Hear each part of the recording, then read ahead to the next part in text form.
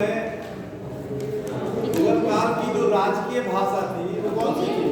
फारसी।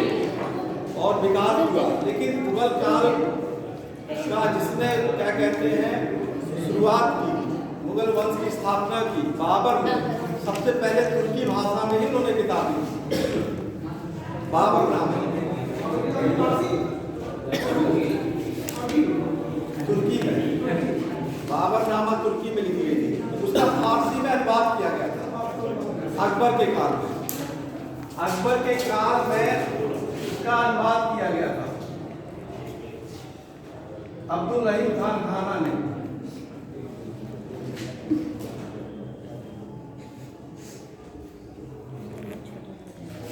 और पायंदा खान ने, इन्होंने। और एक और इंग्लिश में भी इसका अनुवाद किया गया था, वो महिला थी बेवरीज, उन्होंने किया था।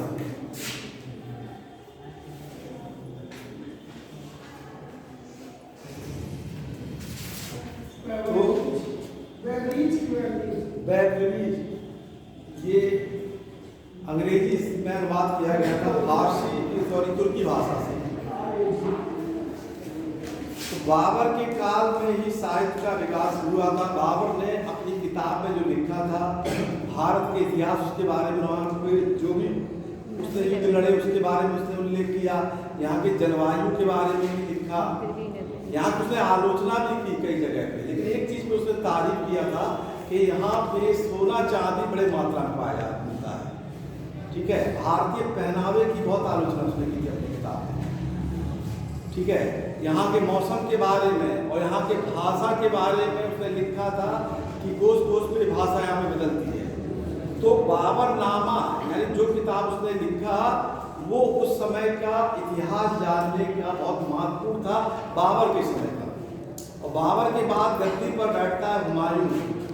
हुमायूं को भी साहित्य से बहुत लगाव था, इसीलिए हुमायूं ने दीन पनाह क्या कहते हैं एक लाइब्रेरी बना दी।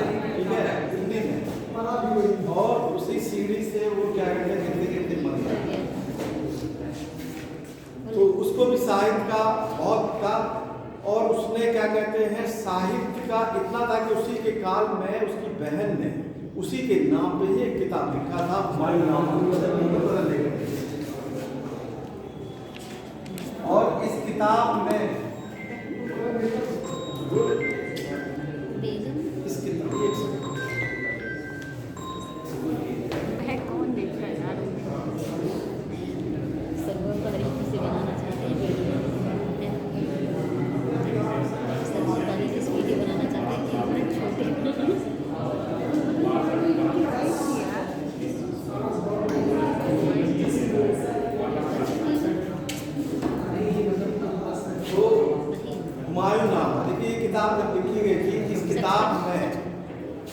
इस किताब में बाबर की मृत्यु का वर्णन किया गया। इसी किताब में लिखा गया था कि इब्राहिम लोदी की मां ने, यानी कि बहुत इंपॉर्टेंट, इब्राहिम लोदी की मां ने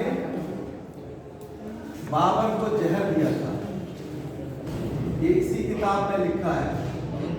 और इसी किताब में हुमायूं का जो युद्ध हुआ था अपने भाइयों से, उसके कितने भाई थे?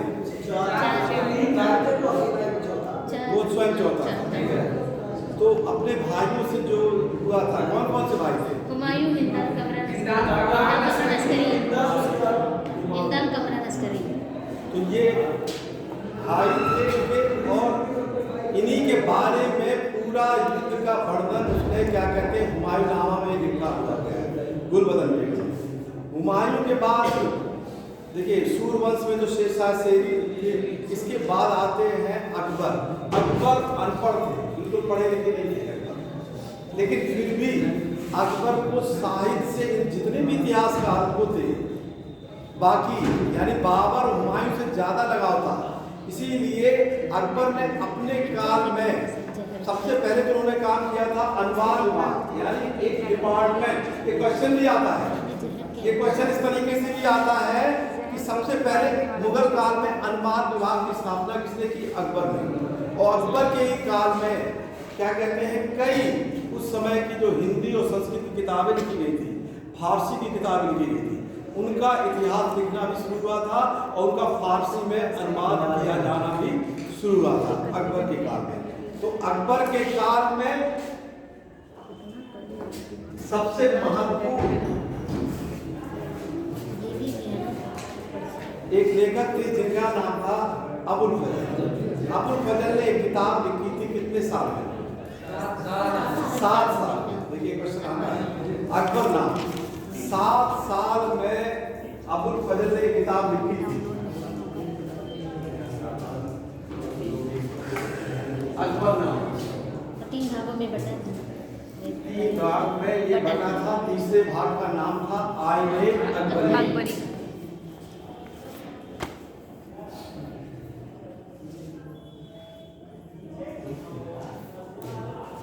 कई हिंदी और संस्कृत की किताबें का अनुवाद अकबर के काल में हुआ था, जिसमें देखिए रामायण का, महाभारत का, भगवत पुराण का, अर्थशास्त्र का, कई किताब, गणित का, ठीक है, कई। और ये जो अनुवाद विभाग की स्थापना हुई थी, इसमें एक विद्वान के अंतर्गत यानी अधीन वो कौन था जिसके अधीन ये अनुवाद विभाग की स्थापना हुई?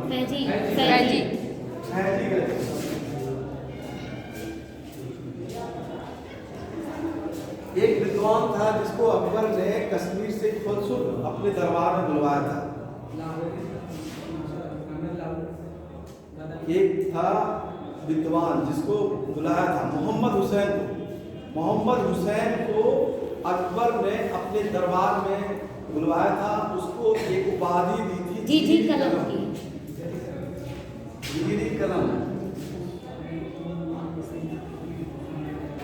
उपाधि दी थी।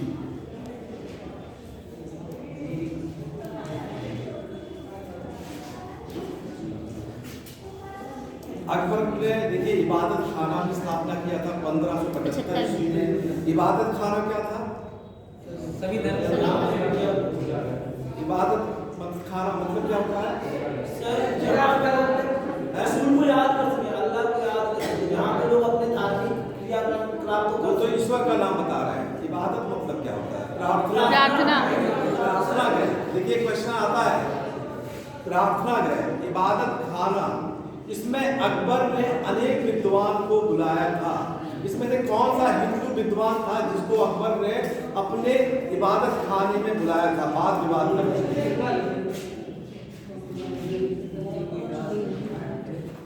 ऐसा कौन सा हिंदू विद्वान था जिसको अकबर ने इबादत खाने में आमंत्रित किया था? और इबादत खाना इसलिए बनवाया था कि वो सभी धर्मों के बारे में जानना चाहता। हर व्यक्ति, हर जानकार अपने अपने धर्म की व्याख्या करे, ठीक है। इसलिए इबादत खाना में सभी धर्मों के बारे में आखिर उनके धर्म में क्या विशेषता है, इसीलिए अकबर ने ईसाई धर्म, जैन धर्म, हिंदू धर्म और बौद्ध धर्म नहीं, पारसी जो कि अब लगभग खत्म है, उन धर्म को, बौद्ध धर्म को नहीं बुलाया था, जैन धर्म को, पारसी धर्म को, हिंदू धर्म को, ईसाई धर्म, ये 4 प्रमुख धर्म थे जिनके विद्वान इबादत खाना में आए थे अकबर के काल में। इनमें देखिए हिंदू के जो विद्वान थे उनका नाम था पुरुषोत्तम एवं देवी पुरुषोत्तम।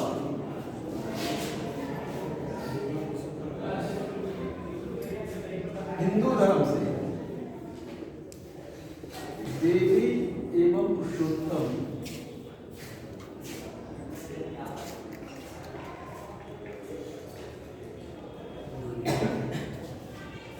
ये आए थे। ये हिंदू धर्म में बुलाए थे, बाकी जैन धर्म से भी बुलाया गया था और ईसाई धर्म से भी आए थे। इसका उद्देश्य यही था कि इस प्रार्थना गृह में वाद विवाद करके इस स्तर पर पहुंचना था कि किस धर्म की क्या अच्छाई है। और अकबर इस स्तर पर पहुंचा कि इसका सभी धर्म में कुछ ना कुछ अच्छाई है। और इसी आधार मन को बनाकर अकबर ने आगे चल के एक नवीन धर्म की स्थापना भी की थी, दीन इलाही 1582 दीन ए इलाही। ये अकबर की एक नवीन सोच थी, एक नवीन धर्म कहा जाता है जिसमें सभी धर्मों के कुछ ना कुछ अंश को लेकर ये धर्म बनाया गया था, लेकिन अकबर ने किसी को बाध्य नहीं किया था कि ये धर्म स्वीकार कर ले। हिंदू धर्म से सिर्फ एक जो आप लोग बता रहे थे, बीरबल ने ही दीन इलाही धर्म में को स्वीकार किया था। और बीरबल को ही अकबर ने कवि प्रिय की उपाधि दी थी। ये अकबर के काल के साहित्य, अकबर के काल में आगे चल के क्या हुआ कि साहित्य का इतना विकास हुआ कि कई लोग आने लगे, और यही इनके देखिए साहित्य के कारण ही इनके धर्म का समन्वय, क्योंकि इसी साहित्य में और इसी इनके बाद उसमें सभी धर्मों का समन्वय हुआ। ये अकबर के काल का, इसीलिए ये बहुत विशेष माना जाता है। इसके बाद जहांगीर आते हैं। जहांगीर, जैसे बाबर ने अपनी आत्मकथा लिखी, जहांगीर ने भी अपनी आत्मकथा फारसी भाषा में लिखी थी, तुझके जागे। जहांगीर, और उसमें कितने वर्ष का इतिहास? 16 वर्ष। और जहां उसको किसने पूरा किया था? हादी का। मोहम्मद हादी ने ये पूरा किया था। ये तो हम बता चुके हैं आपको।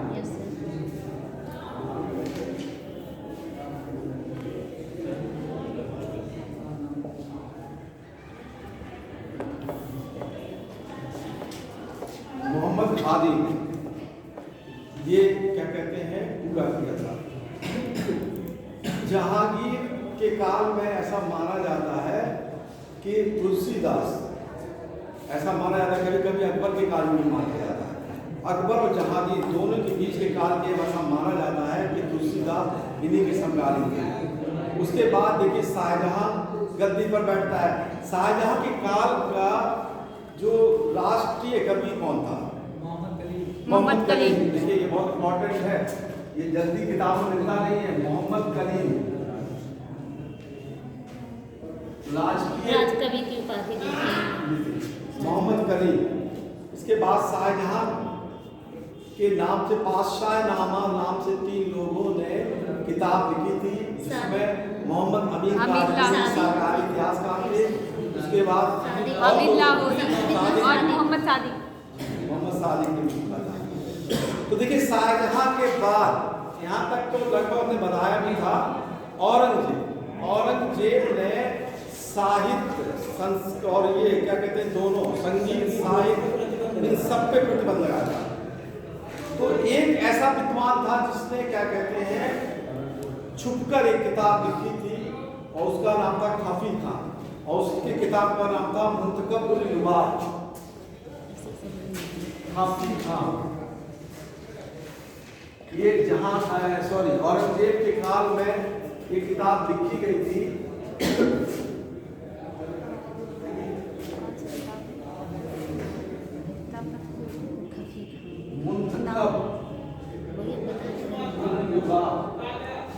सर ये बुक का नेम है?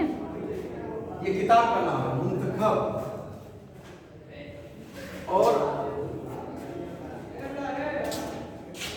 इसी से मिलती जुलती किताब अकबर के काल में भी लिखी थी, और ये लिखी थी बदायून ने, मुंतखब-उल-तवारीख। मुंतखब-उल-तवारीख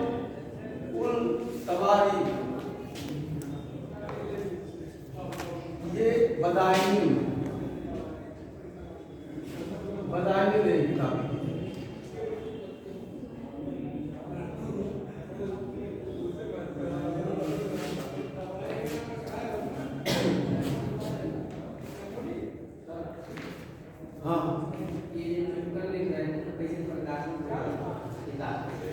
क्या कहें आप? प्रकाशन मतलब प्रकाशित कैसे हो गया? जब इतना शासन में वो लिखे छिपकर, क्योंकि वो प्रतिबंध लगा, तो प्रकाशित कैसे हो गया? बाद में ना प्रकाशित हुआ, उनके सामने नहीं हुआ। ठीक है, बाद में प्रकाशित कर दिए गए, बाद में ये किया गया, लेकिन एक छिपके किताब लिखी गई। ठीक है, प्रकाशित बाद में हो गई ये किताब। लेकिन औरंगजेब ने, कई राइटरों ने किताब लिखी, ऐसा नहीं है कि इन्होंने ही छिपकर लिखा। उसके बाद कई राइटरों ने भी लिखा। भीमसेन ने लिखा था, उनके काल के बहुत इंपॉर्टेंट राइटर थे भीमसेन, जिन्होंने राजपूत काल का इतिहास लिखा था। नुस्खा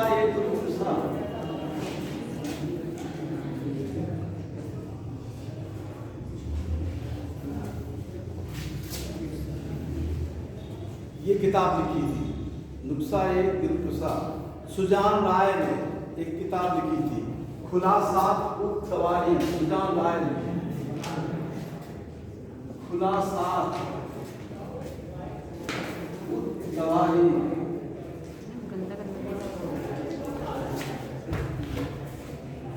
खुलासात-उत-तवारीख ये सुजान राय ने लिखी थी। और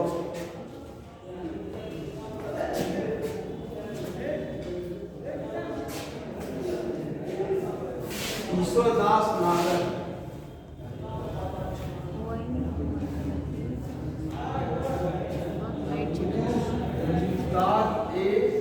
आलमगीर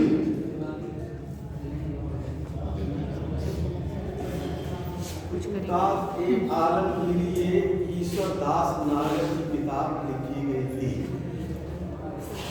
एक औरंगजेब के आदेश से एक कानून की किताब लिखी गई। औरंगजेब ने अपने समय मतलब कि किस तरीके से लोग को कानून, जैसे आज संविधान की किताब है, वैसे ही औरंगजेब ने एक आदेश दिया था, उनके आदेश से एक किताब लिखी गई थी।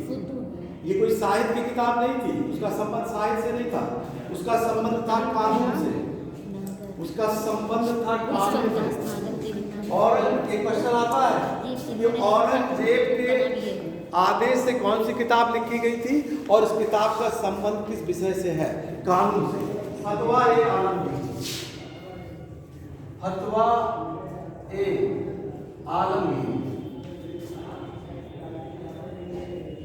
एक कानून की पुस्तक है।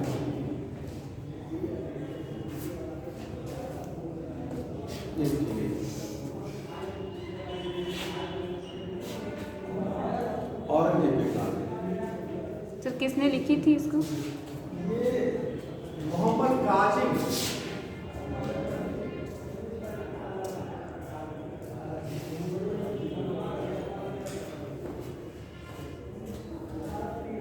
इसके बाद शाहजहां का सबसे बड़ा लड़का था जिसका क्या नाम था?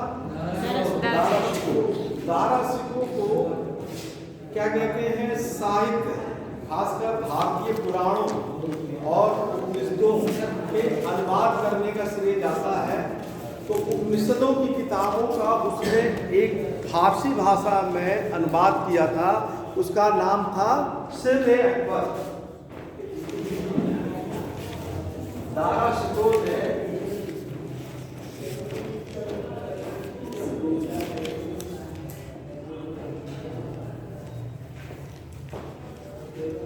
उपनिषदों का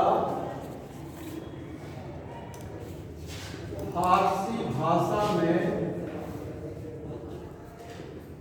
सिर-ए-अकबर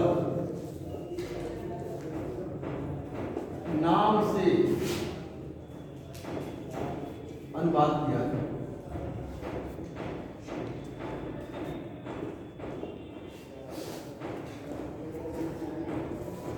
उसने सूफी साहित्य के बारे में भी लिखा था। उस समय उसने हिंदू मुस्लिम एकता को दर्शाने के लिए भी एक किताब लिखी थी। इस किताब का नाम था दो नावों का संगम, और इस किताब का जो टाइटल था वो था मजबूत बहरीन। मजबूत बहरीन, दो नदियों का संगम, ठीक है, बहरीन। उसने सूफी के ऊपर, यानी सूफी के ऊपर भी किताब लिखी थी, सकीनत-उल-औलिया।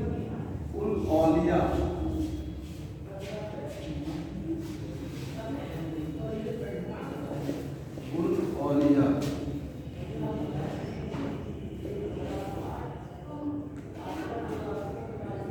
सकीनत-उल-औलिया ये भी लिखा था।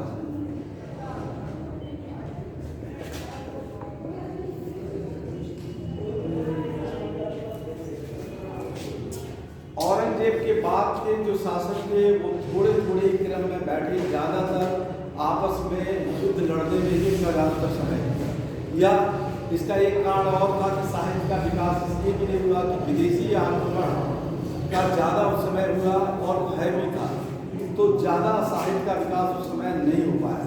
आपस में ही वो लोग संघर्ष रहे और अंत में मुगल वंश का पतन हुआ। अंतिम जो था उसका क्या नाम था? बहादुर शाह जफर। ठीक है, उसका वास्तव में नाम था बहादुर शाह द्वितीय।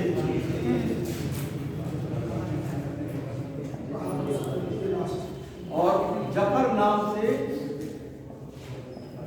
कविता करते थे। इन्हीं के काल में माना जाता है मिर्जा गालिब इन्हीं के काल के थे बहादुर शाह।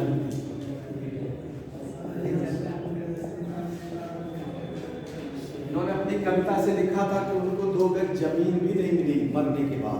Yes sir. उन रंगून में इसीलिए तो उनका हाँ, रंगून में बताया गया, रंगून में उनको बताया गया था।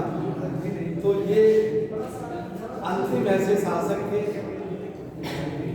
ठीक है, तो ये देखिए मुगल आपका साहित्य और कला ये यही में देखिए खत्म होता है। ठीक है,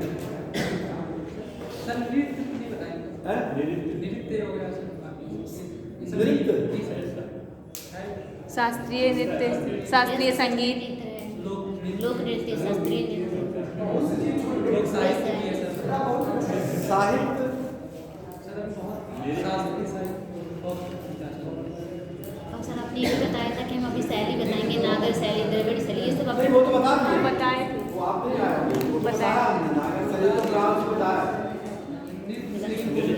तुम क्यों नहीं आई? चलिए जो बचा है उसको हम बता देंगे। ठीक है, जितना जो बचा है आप जो बता रहे हैं, संगीत के जो आप बता रहे हैं कि वाद्य यंत्र कौन कौन प्रयोग करता है, ये आपको Yes, sir.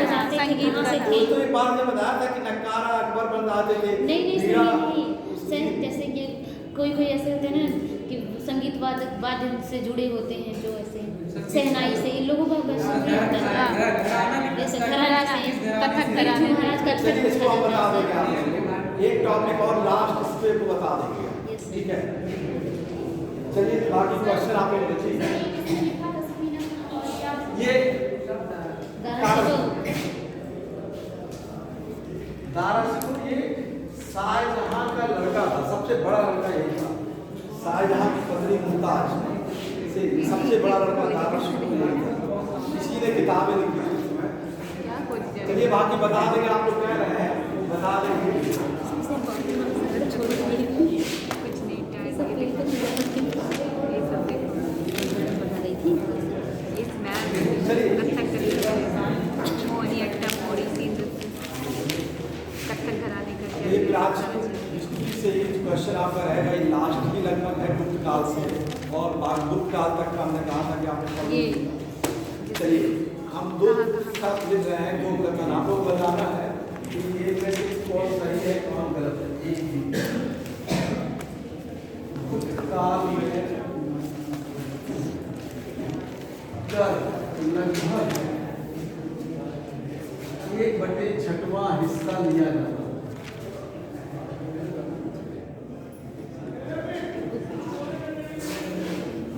गुप्त काल में नकद कर को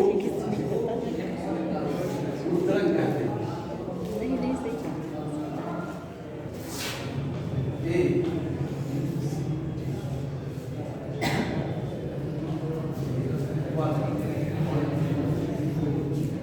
ये सही है, बी गलत है।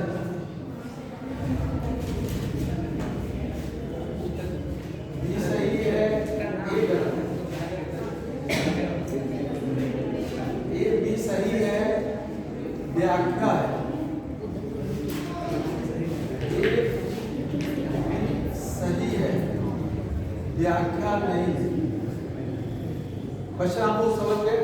Yes sir. क्वेश्चन गुप्त काल में कर लगभग 1/6वां हिस्सा दिया जाता था। गुप्त काल में नगद कर को उद्धरण कहते थे। ये आपका 2 कथन दिया गया है। इन 2 कथन में से 4 ऑप्शन है, इसमें है ए सही है, बी गलत है, बी सही है, ए गलत है, ए भी सही है, व्याख्या है, ए भी सही है, व्याख्या नहीं है।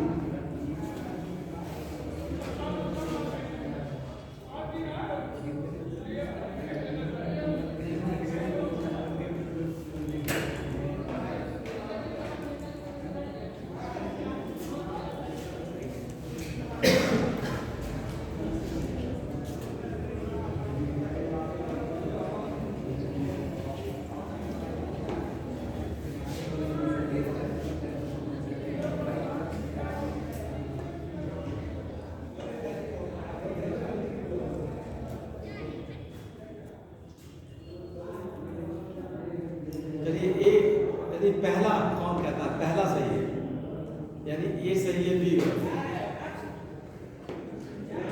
इसमें सब कोई नहीं कह रहा, कोई पहला नहीं कर सकता, कोई नहीं कह रहा। दूसरा बी सही है ए गलत है। इसमें 3 2 4 5 7। तीसरा ए बी सही है और व्याख्या भी कर रहा है। इसमें आपने एक और पीछे दो लोग ऐसा कह रहे हैं कि सी सही है। और तीसरा डी, ए भी सही है बी भी सही है, लेकिन व्याख्या नहीं करता। इसको किसी ने नहीं कहा, मतलब डी विकल्प कोई नहीं कह रहा है, बाकी विकल्प कई लोगों ने कहा भी नहीं, किसी ने कई लोगों ने उत्तर नहीं दिया। लेकिन इसका उत्तर है चौथा ही, इसका उत्तर चौथा ही सही है। ये बिल्कुल सही लिखा है, लगभग 1/6 में आ जाता है और भूतकाल में जगत, लेकिन ये व्याख्या नहीं कर रहा है। सही है, एक दूसरा सही है। व्याख्या क्यों नहीं कर रहा है? व्याख्या देखिए उसमें नजर कर या तो कहा हो और इसमें आप डायरेक्ट जब भी देखिए ये क्वेश्चन आए, आपको बहुत ध्यान रखना है, दोनों को मिलाना है कि वो एक दूसरे से डिपेंड करता है कि नहीं, उस पर निर्भर है कि नहीं। उस तरह गुप्त काल में लगभग 1/6वां हिस्सा लिया जाता था, क्योंकि नगद कर को उद्रक कहते थे। मतलब इसमें नगद कर से उसका 1/6वें हिस्से से कोई संबंध रिलेशन होना चाहिए।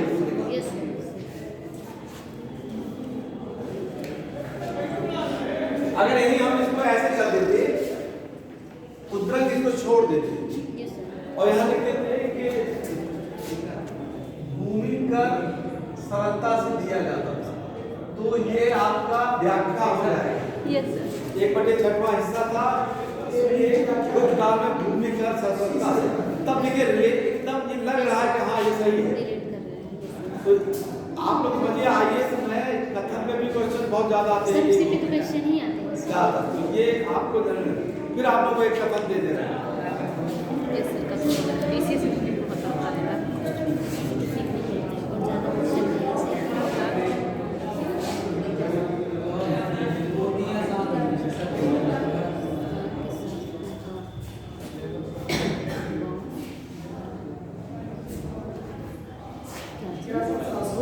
क्या समझ नहीं आ रहा है? और कारण गुप्त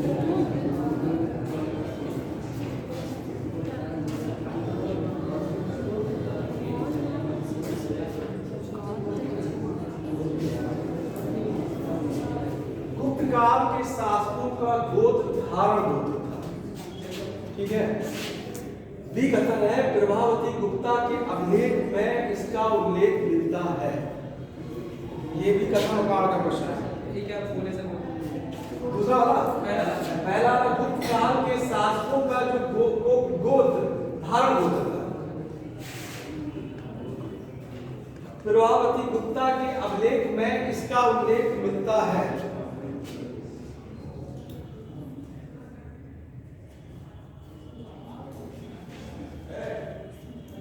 तो चलिए ये चारों ऑप्शन फिर वही है, ए सही है या बी गलत है।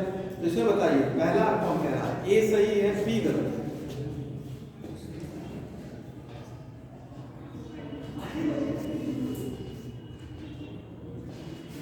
दूसरा बी सही है ए गलत है, किसी ने नहीं कहा। तीसरा ए बी सही है व्याख्या कर रहा है, लोग कह रहे हैं व्याख्या कर रहा है। और चौथा ए बी सही है व्याख्या नहीं कर रहा है। डी कितने लोग डी कह रहे हैं? बी बी आप कह रहे हैं बी, मतलब बी सही है ए गलत है, दूसरा कह रहे हैं।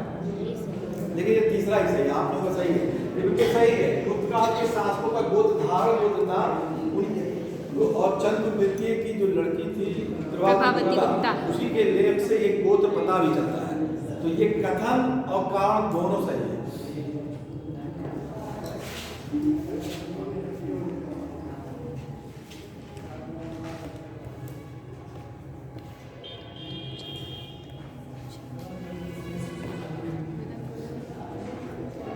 आपको बताना है कि गुप्त काल में महादंड नायक किसका अधिकारी था, किस पद का अधिकारी था? महादंड नायक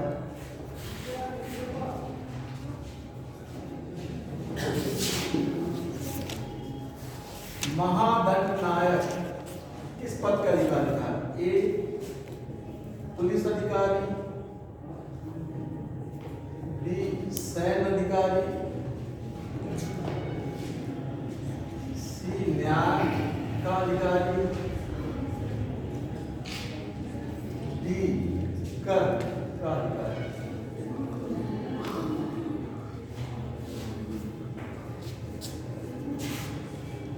आपको बताना है कि महादंड नायक इनमें से किस पद का अधिकारी है? चलिए हम लिख रहे हैं महादंड नायक। एक कितने लोग हैं? पुलिस अधिकारी, बी सैन्य अधिकारी, एक, सी न्याय का अधिकारी, ज्यादातर न्याय का, डी कर का अधिकारी, सी सही है, ज्यादातर न्याय का अधिकारी। महादंड नायक न्यायाधीश होता था गुप्त काल में।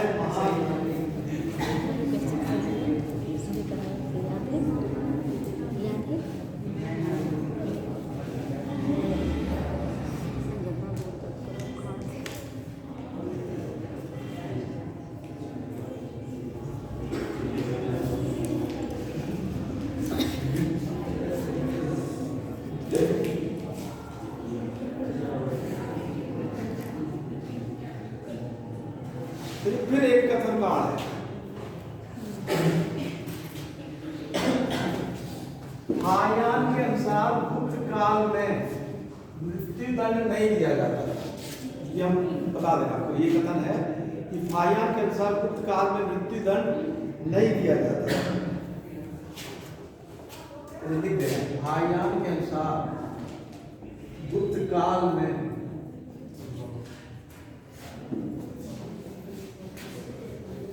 मृत्युदंड नहीं दिया जाता। बार बार अपराध करने पर दाहिना हाथ काट दिया जाता। पूरा कर दे।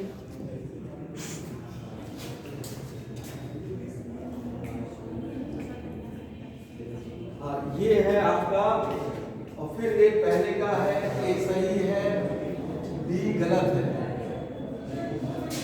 दूसरा है बी सही है, ए गलत है। तीसरा ए भी सही है, व्याख्या है। चौथा है ए भी सही है, व्याख्या नहीं है।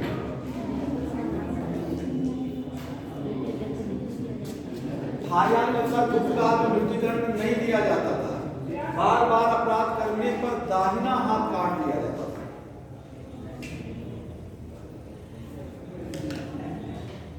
चलिए पहला कौन कह रहे हैं कि ए सही है लेकिन बी गलत है।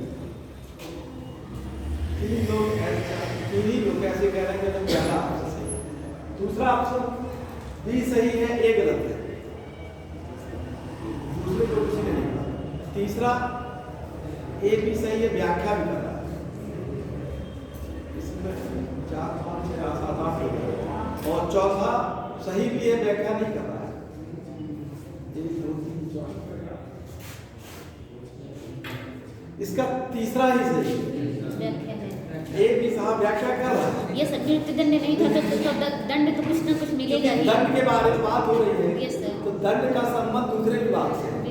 इसको बड़ा ध्यान से समझना है। यस। ठीक है, कि वो कह रहा है कि मृत्युदंड नहीं जाता है क्योंकि बार बार दंड का दोनों में उल्लेख है और कहीं ना कहीं दूसरे से रिलेटेड है, संबंधित होना चाहिए। वाह, कथन कांड में आपको जरूर ये चीज देखना है, ए बी से रिलेटेड होना चाहिए उस बेस से।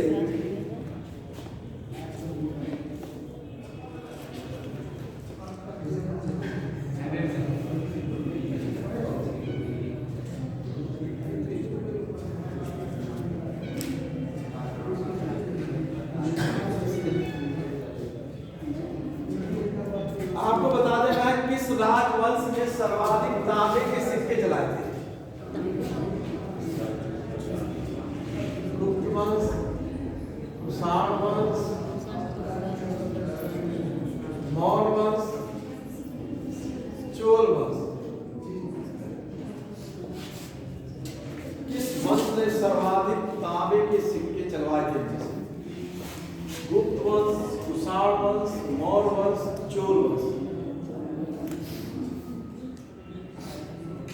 एक कितने लोग कह रहे हैं? गुप्त वंश।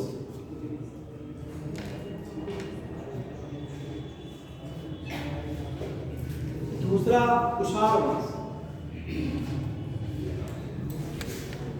पहला दूसरा किसी ने लिखा। तीसरा मौर्य वंश। मौर्य वंश ज्यादातर लोग कह रहे हैं।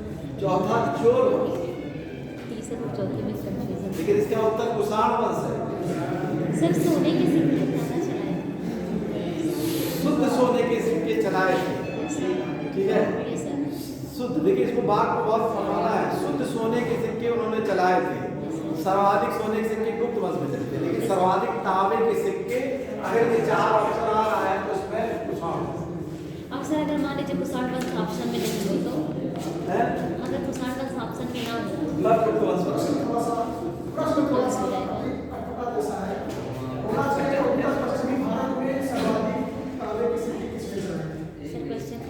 क्वेश्चन इन्हीं को दे दिया करिए सर बनाने के लिए।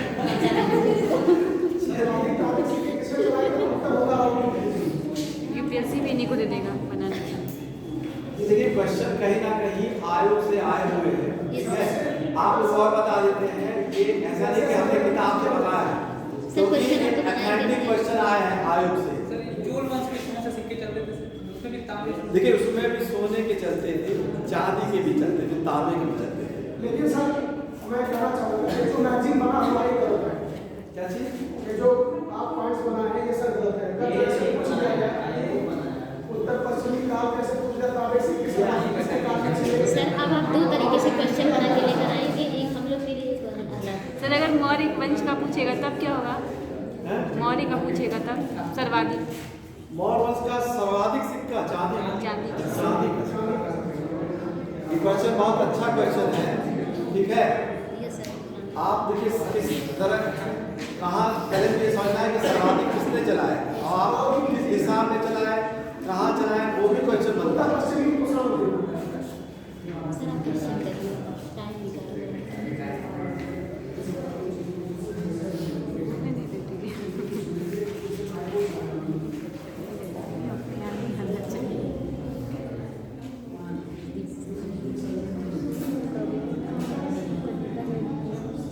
इसमें से आप लोग बताना है किस शासक ने, देखिए आंसर बोलना नहीं, आप लोगों को सिर्फ ऑप्शन बताना है। धरणी बंद की उपाधि धारण की थी किस गुप्त शासक ने?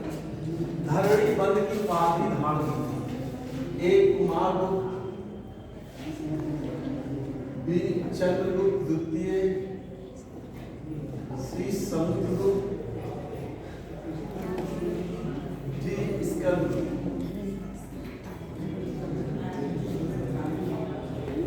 धरणी बंद उपाधि इनमें से किस गुप्त वंश के शासकों ने धारण की थी? इसमें से किस गुप्त वंश के शासक ने धरणी बंद की उपाधि धारण की? चलिए पहला कितने लोग कह रहे हैं? कुमारगुप्त,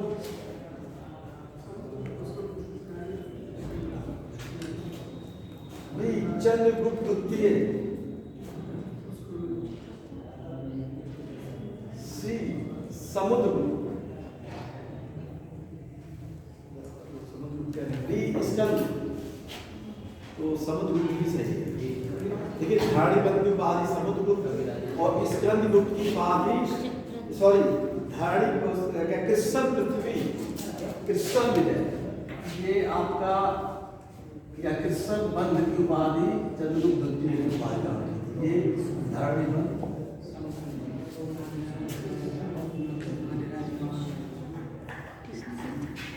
आपको बताना है कि चंद्रगुप्त द्वितीय के 9 रत्न में इनमें से कौन शामिल नहीं था? Yes sir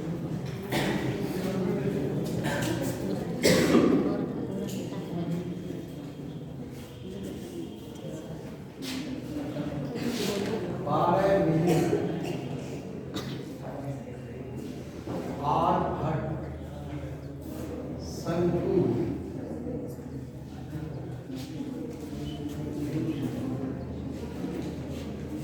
Dhanvantari. आपको बताना है कि चंद्रगुप्त द्वितीय के जो 9 रत्न थे उनमें से कौन शामिल नहीं थे? 12 मील, 8 शंकु, धन्वंतरि। तो चलिए एक कौन कहता है? 12 मील कोई नहीं, दूसरा आर्यभट्ट, और तीसरा शंकु, चौथा धन्वंतरि। सही आपका 2 ही है, आर्यभट्ट नहीं है। आर्यभट्ट द्वादश में शामिल नहीं है।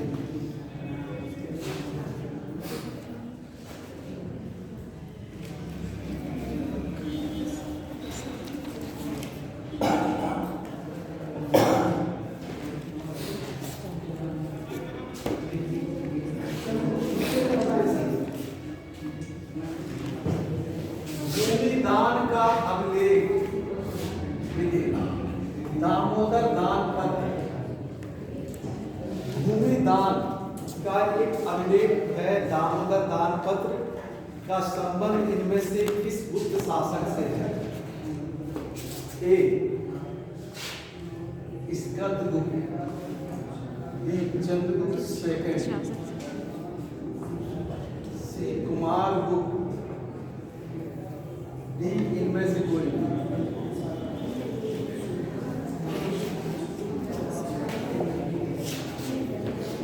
गुप्त अभिलेख दामोदर दान पत्र का संबंध इनमें से किस गुप्त वंश के शासक से है? ए Skandagupta, B Chandragupta second, C Kumaragupta, D इनमें से कोई नहीं। चलिए एक के लोग कहते हैं Skandagupta, B Kumaragupta, B sir Chandragupta द्वितीय, sorry Chandragupta second, C Kumaragupta,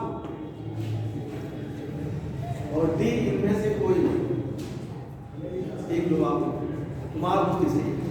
चलिए ये क्या है, खत्म हो गया सर। आर्ट एंड कल्चर के भी क्वेश्चन लिख किया। देखिए अब इसको बंद कर बताते हैं। ये तो हमने गुप्त वंश तक